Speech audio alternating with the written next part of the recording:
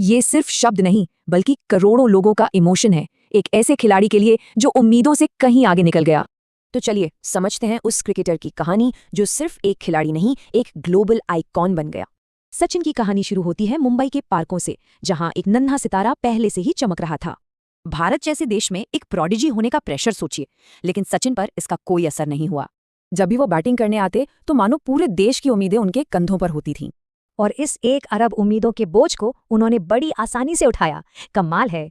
तो क्या बात थी उनमें? एक तो उनकी परफेक्ट टेक्निक और दूसरा उनका शानदार क्रिकेटिंग ब्रेन।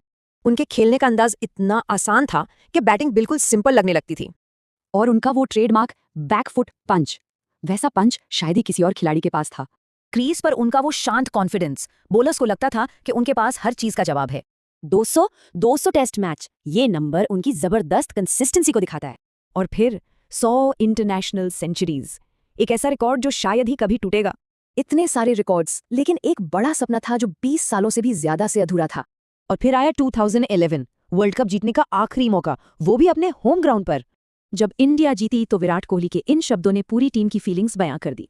तो सवाल ये उठता है कि 24 साल के शानदार करियर के बाद उनका मुकाम कहाँ है?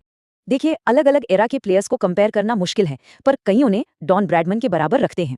लेकिन उनकी लेगेसी सिर्फ नंबर से कहीं ज्यादा है। वो एक इंस्पिरेशन थे जिसने खेल को बदल दिया। सचिन ने सिर्फ रिकॉर्ड्स नहीं छोड़े, बल्कि एक ऐसी मिसाल कायम की जिसे हमेशा याद रखा जाएगा।